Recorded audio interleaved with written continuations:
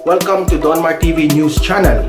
Ito, ewan ko kung good news sa inyo pero sigurado ako bad news po sa mga Makabayan Black, mga hindi ko alam kung bakit bad news sa kanila ito, ha? Malamang sa tingin ko lang, ha. Anyway, ito ha, pag-usapan natin, ha. Ganda ito eh. Kaya lang sayang eh. PTV lang ang nagbabalita. Pagdedeklara sa CPP-NPA na persona non grata ng higit sa 1,000 LGUs, ikinalugod ng Department of the Interior and Local Government. At aberya sa pagpapatupad ng paggamit ng RFID sa expressways, binatikos si Senate President Vicente Soto III. Express Balita ni Den Macaranas. Ipinagmalaki ng Department of Interior and Local Government o DILG ang patuloy na pagdami ng mga local government units na nagdedeklara na bilang persona non grata sa mga miyembro ng CPP-NPA. Sinabi ni DILG Secretary Eduardo Año, umaabot na sa 1,546 na mga LGUs na kumakatawan sa 64 na mga lalawigan, 110 mga lungsod at 1,372 mga munisipyo ang gumawa ng kanilang mga ordinansa laban sa komunistang grupo. Hoy! Sandali! Dapat to, Anyo, ipakita ninyo kung ano yung mga yan, kung sino yung mga yan. Para at least mapuri naman natin yung mga barangay at mga city mayor ng mga yan, ha. Sana lang Anyo i-post nyo o kaya kung pwede makuha ko ilistahan ninyo, baka naman pwede nating sa public kung sino, kung saan ba, kasi ewan ko kung anong dahilan mo bilang isang city mayor o isang barangay hindi mo i-declare na persona non grata ang mga NPA. Hindi ko lang alam kung bakit. Ano to? Pag hindi sila persona non grata, welcome sa kanila. Welcome! Welcome to iti. Ganon? Welcome? Dapat matik na yan. Dapat matik na yan na persona non grata yung mga NPA na yan. Ito sa Metro Manila, sinabi ni Año na deklarado na rin persona non grata ang CPP-NPA sa mga lungsod ng Caloocan, Caloocan! Palakpakan! Palakpakan natin ng Caloocan! Kung sino man na mayor dyan, thank you very much for your kind consideration. Next. Piñas, Pasig. Oy, Las Piñas! Palakpakan! Okay. Pasig, salamat din. Si Pasig ha. Inferlalu kay Mayor pa. Magagalit na naman yung mga idol dyan. Pag tinawag mo Mayor pa, magagalit na naman sila. Quezon, Navotas, San Juan at Quezon, Navotas, San Juan. Palakpakan! Thank you very much. Valenzuela din, Bukod sa pagdaragdag palakpakan! ng mga pulis sa lansangan, mas pinalakas pa ng National Capital Region Police Office o NCRPO ang kanilang hotline para sa Maynila, wala? Bakit? Tanong ko lang naman. Tatanong lang naman ako. O masama ba magtanong? Tatanong lang naman. Ay, nako. sa pagresponde ng mga pulis at pag-aksyon sa mga reklamo.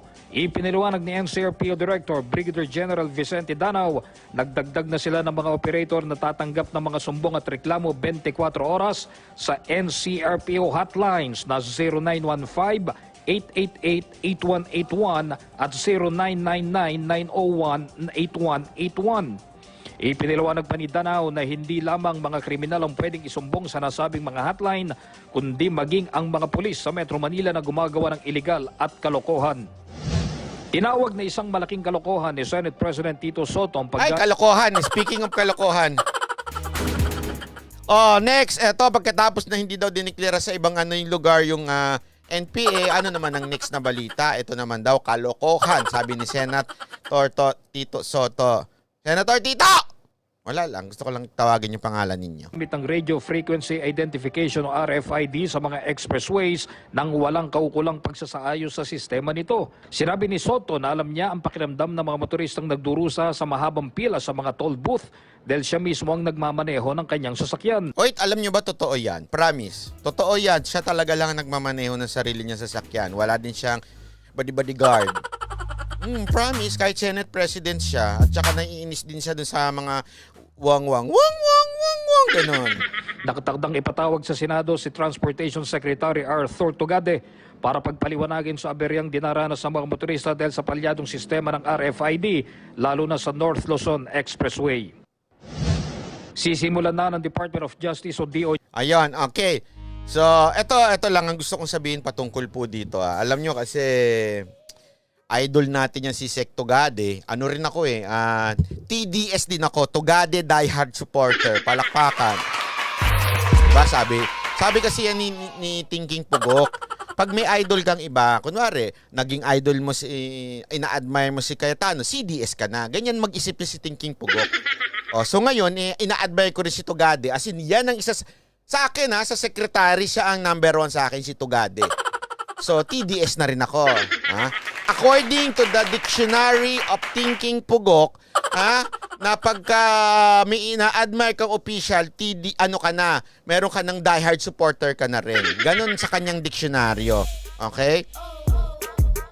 So, ako ay Tugade diehard supporter din. Ibig sabihin, ako naniniwala na masusolusyonan ni Secretary Tugade itong problema sa RFID. Honestly, Sec Tugade medyo tumatagal na. Pakiayos na yan kung ayaw nyo mabingbang ng mga kababayan natin kasi nagagalit na yung ibang kababayan natin. Sa akin sabi ko nga sa inyo, di ba ilang beses kong sinabi sa inyo na si Tugade gusto kong maging senador ito As in, gusto ko talaga maging senador ito. Pero datapwat subalit, ayaw na ayaw niya. Sa akin, naniniwala pa rin ako na maaayos niya tong problema sa RFID. Kasi Sec Tugade, gusto lang kitang kausapin na masinsinan Sa atin natin lang to. Wag ho tayong Wag ho tayong magtago dito. I'll be honest with you. Ang ganda na ng ginawa mo. Sa lahat. You are the perfect secretary, I think so. TDS na TDS ako Tugade diehard supporter. Anyway, yun na nga. So, naniniwala nga po ako na masusolusyonan ito ni Sec Tugade. Alam ko, kasi ang nangyari dyan parang ni-require nila na i-push na yung RFID para talagang, tama naman kasi, okay?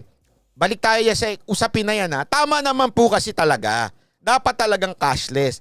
Ang hindi tama naman si Sec Tugade dun Ang hindi tama, itong may mga tamang nasa NLEX at saka SLEX. Actually, more on NLEX Hindi, actually si SLEX din, ganun din. Sumasablay din yung RFID. Hindi ko alam kung bakit. Mumurahin ba yung pinagbibili ninyong scanner o mumurahin yung binibenta ninyong RFID? Hindi ko maintindihan Tama si Sec Tugade na dapat maging cashless. Kasi tayo na lang sigurong bansang walang ganyan Kahit saan Ito, ang tagal ko nang huling punta sa Malaysia, ganyan din. Sa Japan, ganyan din. Di ba? Ang dami pa sa ibang bansa, ganyan din. ang pag-iimbestiga sa nangyaring insidente ng diskriminasyon sa isang person with disability o PWD sa isang resort sa Cebu. Ayon kay Justice Secretary Minardo Guevara, natanggap na ng kanyang tanggapan ng request mula sa Department of Tourism ukol sa insidente. Sinabi pa ni Guevara na magsasagawa rin ng parallel investigation ng DOJ sa insidente sa nasabing resort bilang ito ang chief enforcer ng Magna Carta for Disabled Persons. May Magna Carta Posible rin anyang atasan niyang NBI sa gagawing investigasyon. Pero pag-aaralan umano nila ang pinakaangkop na paraan kung paano hahawakan ng kaso na magiging basihan sa paghawak ng mga kahalintulad na reklamo sa hinaharap. Den Macaranas, para sa Bayan. Ayun. Ni-report na nga ni Tourism Secretary Berna, si Berna, kay DOJ. Naku, malaki yung parusa dyan, kaya wag yung binibiro-biro yan, Wag yung binibiro-biro yan ganyan, Ham sana ilagay instead na barrier para Ay, pwede. Ang taba ng isip mo, Madam Riyad Jebalia. Tama. Hams na lang kesa sa barrier. Pwede yon. At least medyo magi-slow down. Tapos mai-scan kung mahina yung scanner, magi-slow down sigurado. Tapos yung hams yung kasing taas ng tuhod mo, gano'n. Hindi totoo. Maganda yung na lang. Para hindi na kasi medyo ang tagal nung pag-angat-angat ng gano'n Tapos bababa pa, 'di ba? Tama yung na lang, hams na lang. Medyo magi-slow down ka pero at the same time hindi ka naman nagtatagal. Magandang yon. Etong si Congressman Jericho Nograles, abay panayang reklamo, ang daming sinasabi. Di ko alam kung anong trip nitong Jericho Nograles na to. Lahat na lang ng issue iniipalan niya. Ano ba yan? Vlogger ba yan? Pa-epal-epal lang. Isipin no? Ewan ko, kayo mga taga Cebu, meron o ba mga Bisaya dire sa Cebu? Mga taga Cebu dyan, nakita nyo na international airport nyo, gagawin daw yan sa NAIA. Tutol ba kayo? Kasi nung nakita ko sa video-video, ang ganda eh. Kaya nga gusto kong pumunta dyan sa Cebu para mag-video-video ba, mag-vlog-vlog ba. At tingnan ko lang yung gusto ko mag-ispa dyan kasi may balita ko may ispa daw dyan sa Cebu.